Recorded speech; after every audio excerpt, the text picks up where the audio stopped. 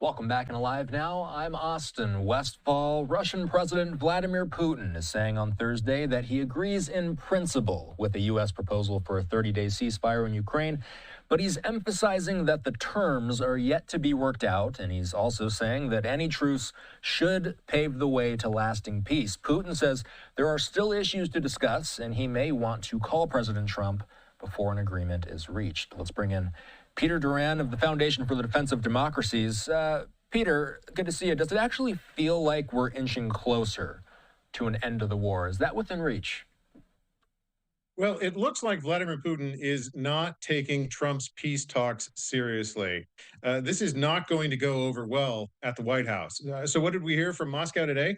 Putin said, yes, I'm open to peace, but here's my laundry list of demands. And many of those demands are just going to be non starters for the American side, let alone the Ukrainian side. Let's recall it was Vladimir Putin who started this war. He continues this war, and yet his statements today framed Russia as the victim. He framed Russia as needing protection from the Ukrainians. This is not a serious response, and it's very typical when negotiating with Moscow. Yes, and that was something that Zelensky alluded to today, I believe. I have a quote in front of me. He said that, and this is Zelensky saying, he says, Putin never says no outright to a deal, but ensures that everything drags along and that normal solutions eventually become impossible. Does it feel like that's what we're seeing? Well, this is obviously from the standard Russian diplomatic negotiating playbook. The Trump administration in the first Trump 1.0, they did negotiate with the Russians, but they never had to do something this big or this complicated. Let's look specifically at what the Ukrainian side has said. The Ukrainian side, Volodymyr Zelensky, he stated this again and again. You cannot trust Vladimir Putin. He will always break his promises to you. That's true.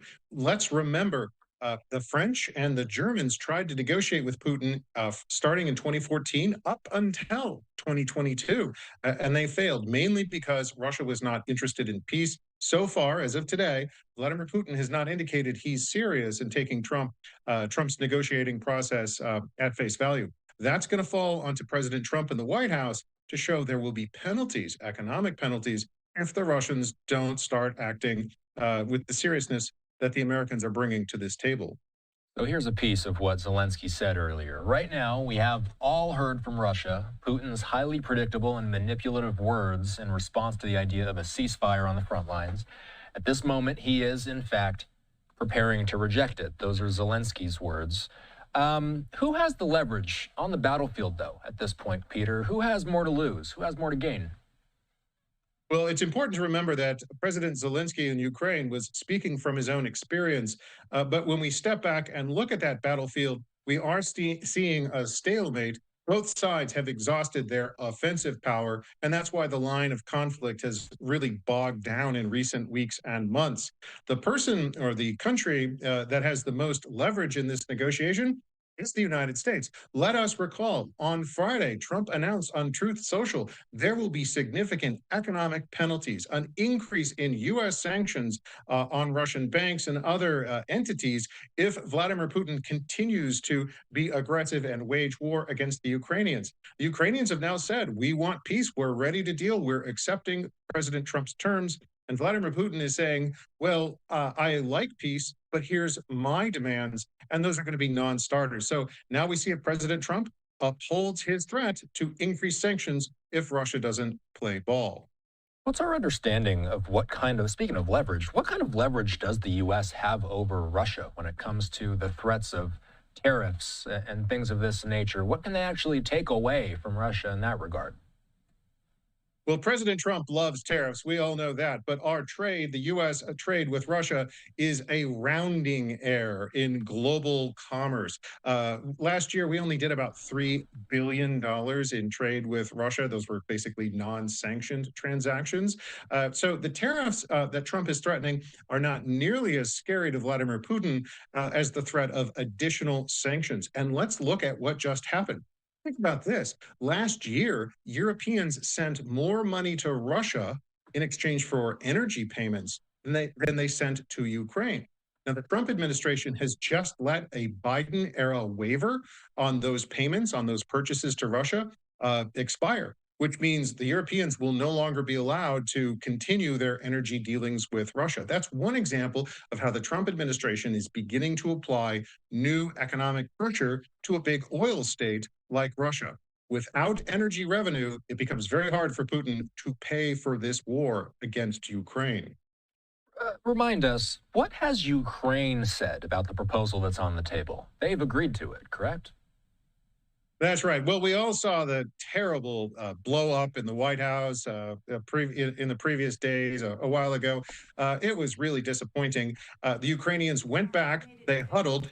Volodymyr Zelensky sent out a very positive message. They met with the U.S. side in Jeddah, Saudi Arabia, within 48 hours ago, and everyone came out saying, "All right, we have a deal." The U.S. side is very pleased. Secretary Rubio was extremely positive. So were the Ukrainians. Any concerns that the White House may have had that the Ukrainians didn't want peace, well, they're now gone. And now all eyes are on Vladimir Putin. And what is he doing? He's trying to throw sand into the gears. I don't think President Trump is going to like this approach. And I expect to see him respond very forcefully to Putin saying, yes, in principle, also here's my list of demands that the US side will see as non-starters. So we first saw U.S. officials meet with Russian officials in Saudi Arabia, and then some weeks later, we saw U.S. officials meet with Ukrainian officials in Saudi Arabia. At some point, does it feel like Ukrainian officials and Russian officials need to actually meet face to face in order to get an actual deal done? Well, that was the reason that the U.S. delegation traveled to Moscow today. They were trying to see at where the Russians were. Secretary Rubio was on his plane down to Saudi Arabia, in which he said, at this point, we don't know how much distance there is between Ukraine and Russia. So today's visit by the U.S. delegation was an attempt to suss this out. After that meeting, Vladimir Putin went on to a press conference with the president of Belarus, and he essentially said, we are a very long way away. Russia must be protected from future attacks by the Ukrainians, which is an absurd starting position. Russia is the reason why this war continues. So Putin's playing games. I very much hope that the Trump White House sees through these games and they slam the door very tightly on Russia's gambit. They can do that, as I said, by ratcheting up our U.S. sanctions on Russia so that Putin feels enough pain where he sees peace as his only viable option. That's the play Trump has indicated, and that's the play I expect to see from the White House.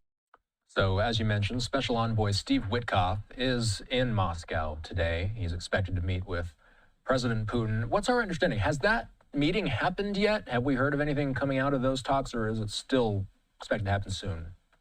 We haven't heard anything from the U.S. side at this point. That's why it was very interesting to see President Putin with his subordinate, essentially, the president of Belarus. Let's recall that Vladimir Putin has co-opted Belarus, and this was a global stage for Putin to set forth his initial opening negotiating position.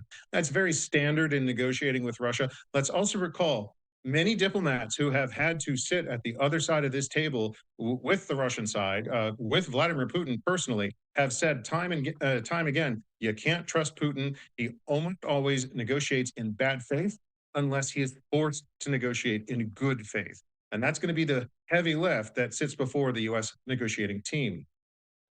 So before we go, what are we looking for next? Witkoff is meeting at the Kremlin today. And then what's next? What's going to be the next major chapter that we're watching for?